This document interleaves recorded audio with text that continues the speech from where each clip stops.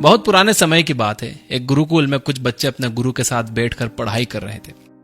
गुरु अपने सभी बच्चों को अच्छे से समझा और पढ़ा रहे थे, लेकिन बहुत समझाने के बावजूद भी एक बच्चे को चीजें समझ में नहीं आ रही थी। गुरु ने उस बच्चे से गुस्से में अपनी हथेली दिखाने के लिए कहा। बच्चे का हाथ देखकर गुरु ने उस बच्चे को पढ़ाई छोड़कर घर जाने के लिए कहा, क्योंकि उस बच्चे के हाथ में पढ़ाई की रेखा नहीं थी। तभी उस बच्चे ने एक छोटा चाकू निकालकर अपने हाथ पर गहरा निशान बना दिया और कहा कि अब तो मेरे हाथ पर पढ़ाई की रेखा है गुरुजी, तो क्या मैं अब पढ़ सकता हूं? गुरु ने बच्चे के इस करेज को देखकर कहा, तुम्हें कोई भी चीज पढ़ने से नहीं रोक सकती। ये बच्चा और कोई नहीं था बल्कि फेमस लेखक महर्षि पनिनी थे, जिन्होंने संस्कृत व्याकरण की बहुत सी किताबें लिखी। तो दोस्तों, आप लोगों को भी अपनी जिंदगी में अपने सपनों के लिए इस बच्चे की तरह ही निडर और अपने इरादों को पक्का रखना होगा, चाहे फिर दुनिया आपसे कुछ भी क्यों ना कहे। अगली कहानी। एक गुरुकुल में रोज मेडिटेशन करने का नियम था। मेडिटेशन करने के बाद अपनी प्रोग्रेस अपने गुरु को बतानी होती थी। एक नए लड़के को मेडिटेशन करने में बहुत परेशानी हो रही थी। वो मेडिटेशन के दौरान फोकस ही नहीं कर पा रहा था, जिसकी वजह से वो बहुत गुस्से में था। उसके गुरु ने उससे पूछा, तुम्हें एग्जैक्टली किस चीज पर गुस्सा आ रहा है? उस लड़के ने कहा, जब भी मैं मेडिटेशन करता हूं कभी कोई बातें करता हुआ आ जाता है, कभी बिल्ली या दूसरा जानवर आ जाता है। गुरु ने लड़के से कहा कि तुम्हारे आसपास की हर चीज पर तुम्हें गुस्सा आ रहा है, जबकि मेडिटेशन करने का असल मकसद ही गुस्से को अवॉइड करना होता है। तुम्हें कोई तरीका ढूंढना होगा जिससे तुम अपने आसपास के लोगों, जानवरों और चीजों से डिस्टर्ब हुए बिना मेडिटेट कर पाओ। तो फिर लड़का गुरुकुल से बाहर एक पीसफुल जगह ढूंढने निकल पड़ा। उसे एक बहुत शांत एक नदी का किनारा दिखा। उसने वहीं पर अपनी चादर बिछाकर मेडिटेशन करना शुरू किया। जैसे ही उसने आंख बंद की तो उसे हवा चलने की आवाज आई, तो वो उस पर गुस्सा हो गया। फिर पेड़ के पत्तों की आवाज आई तो उसे उस पर गुस्सा आ गया। कभी पक्षियों की आवाज आई तो उसे उस पर गुस्सा आने लगा। उसने सोचा कि नदी के किनारे पर बहुत डिस्टरबेंस है, क्यों ना नदी के बीचों बीच जाकर मेडिटेट किया जाए। वो एक नाव में बैठकर नदी के बीचों बीच गया और वहां मेडिटेशन करना उसने शुरू किया। नदी में मेडिटेशन करते वक्त उस लड़के को अच्छा महसूस हो रहा था। फिर वो रोज नाव में बैठकर नदी के बीच में जाकर मेडिटेशन करने लगा। अब वो खुश था कि उसे कोई डिस्टर्ब नहीं कर रहा है और वो मेडिटेट कर पा रहा है। एक दिन नदी में मेडिटेशन करते वक्त उसे पानी के छपछपाने की आवाज आई। उसने आंखें खोली तो देखा कि एक बड़ी सी नाव उसकी तरफ आ रही थी। वो बहुत गुस्सा हो गया। वो गुस्से में चिल्लाने लगा, अपनी नाव को यहां मत लाओ, उसे मोड़ लो। लेकिन उस नाव ने इस लड़के की नाव को टक्कर मार दी। लड़का बहुत गुस्से में था, लेकिन जब उसने उस बड़ी नाव में देखा तो उसमें कोई भी नहीं था। वो नाव तेज हवा और पानी के बहाव से वहां आ गई थी। तब उस लड़के को अपने गुरु का सवाल फिर से याद आया कि तुम्हें एग्जैक्टली किस पर गुस्सा आता है। लड़का समझ गया कि असल में गुस्सा उसे दूसरे लोगों की वजह से या सिचुएशन की वजह से नहीं आ रहा, बल्कि खुद अपने रिएक्शन पर आ रहा था। इसके बाद से लड़के ने फिर से गुरुकुल के अंदर मेडिटेशन करना शुरू कर दिया, जहां पर पहले ही की तरह डिस्टरबेंस था, लेकिन अब उसने उस शोर को एक खाली नाव की तरह समझना शुरू कर दिया था। इस कहानी से हमें यह सीख मिलती है कि बिना आपकी मर्जी के कोई भी चीज आपको गुस्सा नहीं दिला सकती। किसी चीज पर अगर आपको गुस्सा आता है तो आप उसे एक खाली नाव की तरह ही समझो। अगली कहानी। एक बार एक आदमी ने एक कैंप में बहुत सारे हाथियों को एक छोटी सी रस्सी से बंधा हुआ देखा। रस्सी बहुत कमजोर थी, फिर भी हाथी उसे तोड़कर भागने की कोशिश नहीं कर रहे थे। कैंप के मास्टर ने उस आदमी को बताया कि उन्होंने बचपन से हाथियों को ऐसी ही छोटी रस्सी से बांध रखा है। बचपन में हाथियों के लिए यह रस्सी तोड़ना मुश्किल था। बड़े होते होते हाथियों ने यह कबूल कर लिया कि वो ये रस्सी कभी भी नहीं तोड़ पाएंगे, इसलिए हाथियों ने यह रस्सी तोड़ने की कोशिश करना भी बंद कर दिया। इस तरह से इंसान भी अपनी जिंदगी के कुछ फेलियर्स के बाद ये यकीन कर लेते हैं कि वो कभी जीत नहीं पाएंगे, या पहले कभी उन्होंने कुछ देखा है कि किसी चीज में किसी को नुकसान हो गया है तो ये भी उसको नहीं कर पाएंगे। आपको यह बात हमेशा याद रखना चाहिए कि अगर कोई पत्थर हथौड़ों के 100वें वार से टूटता है तो इसका मतलब यह बिल्कुल नहीं हुआ कि पहला वार बेकार था। आपको अपने गोल्स और सपनों को पूरा करने के लिए लगातार कोशिशें करते रहना चाहिए। एक दिन आप इतने कैपेबल जरूर हो जाओगे कि अपना गोल हासिल कर सको। अगली कहानी। एक बार एक राजा ने अपने राज्य के एक रास्ते पर बड़ा सा पत्थर रखवा दिया और छुप कर उस रास्ते पर नजर रखने लगा। राजा देखना चाहते थे कि कौन उस पत्थर को हटाएगा। उस रास्ते से बहुत से लोग निकले, लेकिन किसी ने पत्थर नहीं हटाया, बल्कि कुछ लोगों ने रास्ता साफ ना होने की वजह से राजा को ही दोष दिया। तभी वहां एक आदमी सब्जियों का तांगा लेकर उस रास्ते पर आया। उस आदमी ने बहुत मेहनत करके उस पत्थर को हटाया। पत्थर के नीचे एक लिफाफे में सोने के सिक्के और एक कागज रखा हुआ था जिस पर लिखा था कि यह इनाम पत्थर हटाने वाले के लिए है। इस कहानी से हमें यह सीख मिलती है कि हमारे रास्ते में आने वाली रुकावट हमें और बेहतर करने और बेहतर बनने की अपॉर्चुनिटी भी देती है। यह हमारे ऊपर डिपेंड करता है कि हम कैसे उस अपॉर्चुनिटी का फायदा उठा सकते हैं। अगली कहानी। एक लड़की अंधी होने की वजह से खुद से बहुत नफरत करती थी। उसे पूरी दुनिया में सिर्फ अपने बॉयफ्रेंड से ही प्यार था। वो अक्सर अपने बॉयफ्रेंड से कहती थी कि अगर वो देख पाती तो तुरंत उससे शादी कर लेती। एक दिन उस लड़की को किसी ने आंखें डोनेट कर दी, जिसके बाद वो पूरी दुनिया को देख सकती थी। फिर उसके बॉयफ्रेंड ने उससे पूछा कि अब तुम सब कुछ देख सकती हो तो क्या अब मुझसे शादी करोगी? लड़की अपने बॉयफ्रेंड को देखकर हैरान हो गई क्योंकि उसका बॉयफ्रेंड भी अंधा था। लड़की ने उससे शादी करने से इनकार कर दिया, जिसके बाद लड़के ने दुखी मन के साथ उससे कहा, मेरी आंखों का ध्यान रखना, और वो वहां से चला गया। दोस्तों, जैसे जैसे इंसान के हालात बदलते हैं वैसे वैसे उनकी सोच भी बदल जाती है। जिन लोगों ने बुरे वक्त में उनका साथ दिया होता है कई लोग उन्हें भूल जाते हैं, बल्कि कभी कभी तो अपनी जिंदगी दूसरों के नाम करने पर भी कोई अप्रिसिएशन नहीं मिलता है। तो जो लोग आपका हमेशा साथ देते हैं उनकी कदर करना सीखो, उन्हें अप्रिशिएट करो। हर किसी को केयर करने वाले लोग नहीं मिलते। आपके हालात जितने अच्छे और जितने बेहतर होते चले जाते हैं आपको उतना ही ज्यादा दयालु बनना चाहिए। अगली कहानी। एक बार एक लड़की अपने फादर से कहती है कि मैं जिंदगी के स्ट्रगल से परेशान हो चुकी हूँ। एक परेशानी खत्म होती नहीं है कि दूसरी लाइन में पहले ही खड़ी होती है। फादर अपनी बेटी की बातें सुनकर उसे अपने साथ किचन में ले जाते हैं और बैठकर देखने के लिए कहते हैं। वो 3 बर्तनों में पानी उबालते हैं और एक बर्तन में आलू, दूसरे में अंडा और तीसरे में कॉफी बीन्स डाल देते हैं। 20 मिनट के बाद अंडा आलू प्लेट में और कॉफी को कप में निकालते हैं और अपनी बेटी को समझाते हैं कि यह आलू हार्ड से सॉफ्ट हो गया, अंडा नाजुक से हार्ड बन गया और कॉफी बीन्स ने एक टेस्टी ड्रिंक बना दी। लेकिन ये सब करने के लिए इन तीनों चीजों को गर्म पानी के स्ट्रगल को झेलना पड़ा, तब जाकर ये ऐसे बने हैं। इंसान की जिंदगी भी ऐसी ही होती है। स्ट्रगल इंसान को बेहतर बनाता है और इंप्रूव होने का मौका देता है। अब यह आप पर निर्भर करता है कि आप स्ट्रगल को कोसोगे या उससे कुछ सीखोगे। एक इंग्लिश की कहावत है कि there are no free lunches in this world. आपको हर एक गोल के लिए मेहनत करनी ही पड़ेगी। अगली कहानी। एक स्पीकर ने स्पीच के बीच में लोगों को 2000 रुपए का नोट दिखाते हुए पूछा कि ये किस किस को चाहिए। ऑडियंस में बैठे सभी लोगों ने हाथ ऊपर कर दिए। स्पीकर ने नोट को बुरी तरह से मोड़ दिया, फिर पूछा कि अब ये किसको चाहिए। सारे लोगों ने फिर से अपने हाथ ऊपर कर दिया। इस बार स्पीकर ने नोट को बुरी तरह पैरों से रौंद कर पूछा कि अब ये किसको चाहिए। इस बार भी सबने अपने हाथ ऊपर कर लिए थे। दोस्तों, इस कहानी से हमें यह पता चलता है कि पैसों की वैल्यू कभी भी कम नहीं होती, चाहे वो कितना भी गंदा क्यों ना हो जाए। 2000 को नोट जूतों से दबाने के बाद भी 2000 का ही रहा।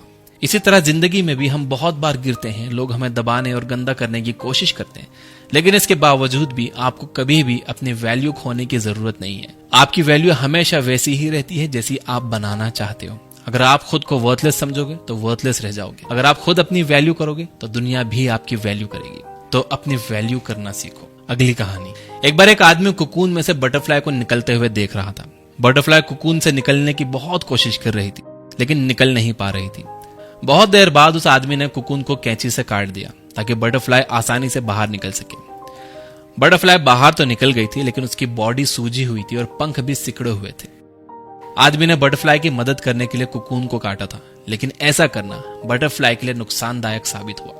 कुकून से निकलने के लिए जितना ज्यादा बटरफ्लाई स्ट्रगल करती, उसकी बॉडी उतनी अच्छी होती और पंख भी उतने ही ज्यादा बड़े होते। ठीक ऐसे ही इंसान की जिंदगी होती है। आप जितना स्ट्रगल करते हो उतना ही ज्यादा कामयाब बनते चले जाते हो। अगर आप ये सोचोगे कि आपको बिना मेहनत के, बिना प्रोसेस के थ्रू जाए सब कुछ मिल जाए, तो आप उस कामयाबी को संभाल नहीं पाओगे। जैसे कि एक चिड़िया घर का शेर जिसे खाना आसानी से मिल जाता है, अगर आप उसे अब जंगल में छोड़ दोगे तो उसे दूसरे जानवर मार देंगे, क्योंकि उसने कभी लड़ना सीखा ही नहीं, वो प्रोसेस के थ्रू गया ही नहीं, उसे सब कुछ आसानी से मिल गया।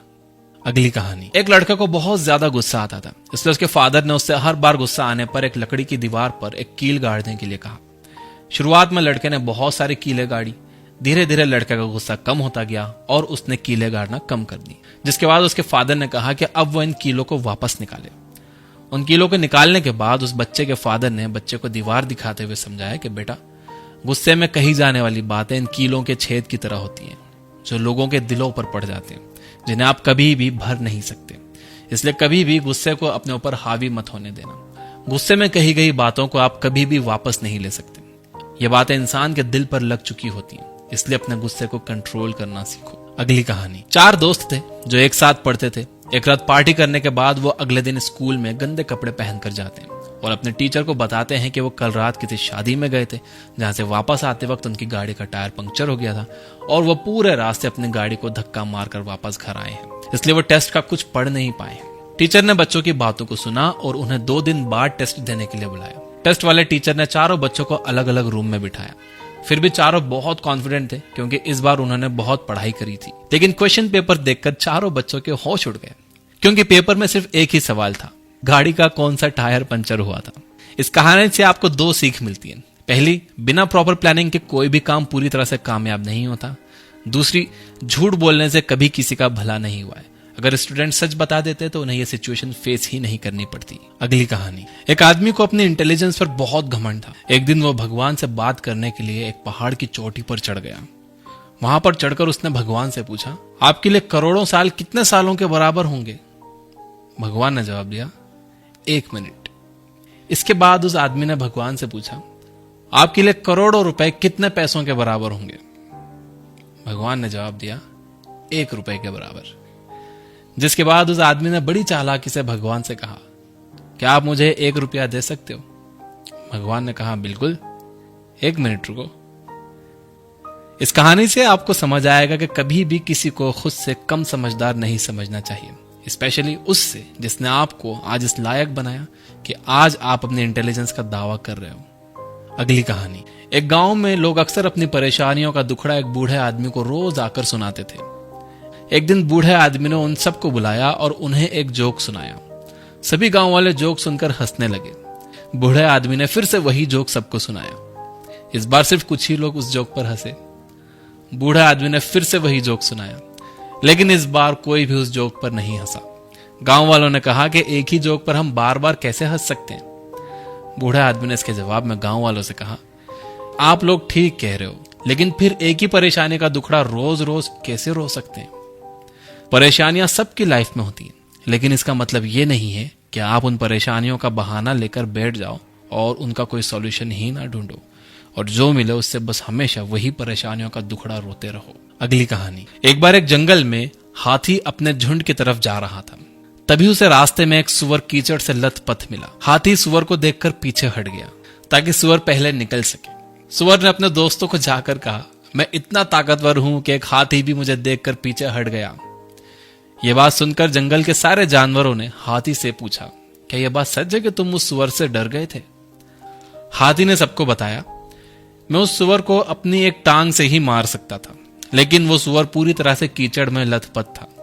अगर मैं उसे मारता तो मेरी टांग गंदी हो जाती, इसलिए खुद को गंदगी से बचाने के लिए मैं पीछे हटा था। इसी तरह आपको भी कभी कभी खुद को गलत चीजों से, गलत लोगों से बचाने के लिए पीछे हटना पड़ता है। अगली कहानी। गर्मी के मौसम में एक शेर अपनी गुफा से शिकार करने के लिए निकला। बहुत देर बाद उसने एक खरगोश को पकड़ा। तभी शेर के सामने एक हिरन भी आ गया।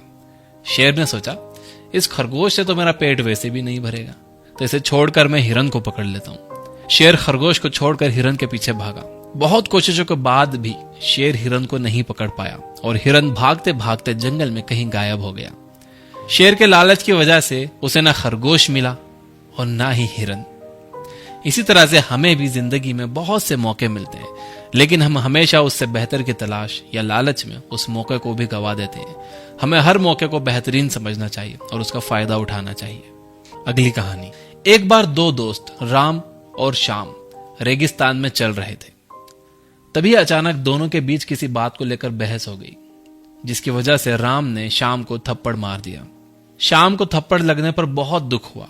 उसने दुखी मन के साथ रेत पर लिखा, मेरे बेस्ट फ्रेंड ने आज मुझे थप्पड़ मारा।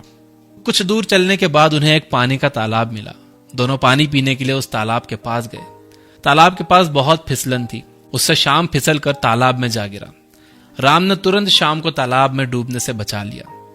श्याम ने इस बार एक पत्थर पर लिखा, आज मेरे बेस्ट फ्रेंड ने मेरी जान बचाई। राम ने श्याम से कहा, जब मैंने तुम्हें थप्पड़ मारा तो यह बात तुमने रेत पर लिखी थी, और जब मैंने तुम्हारी जान बचाई तो तुमने ये बात पत्थर पर क्यों लिखी? श्याम ने राम को जवाब देते हुए कहा, जब हमें कोई चोट पहुंचाता है या दुख देता है तो हमेशा उसे रेत पर लिखना चाहिए, ताकि माफी की हवा उस गलती को हमेशा के लिए मिटा दे। और जब कोई आपके साथ अच्छा करता है तो आपको उसे ऐसे ही पत्थर पर लिख देना चाहिए, जिससे कोई भी गलती वाली हवा का झोंका उसे मिटा ना सके। इस कहानी से हमें यह सबक मिलता है कि इंसान को हमेशा अपनी जिंदगी की पॉजिटिव चीजों पर ध्यान देना चाहिए। जो हमारी केयर करते हैं वो हमसे नाराज होते हैं, गुस्सा होते हैं, लेकिन मुसीबत के वक्त में भी वही हमारी मदद के लिए सबसे आगे खड़े होते हैं। इसलिए अपने आसपास के लोगों की पॉजिटिव चीजों पर फोकस करिए। तो दोस्तों, ये थी 15 कहानी। उम्मीद करता हूं इन कहानियों से आपको काफी कुछ सीखने को मिला होगा। इन कहानियों को अपने सभी चाहने वालों के साथ शेयर जरूर करिए। वीडियो पसंद आया हो तो इसे लाइक जरूर करना, आपके लाइक बहुत मायने रखते हैं।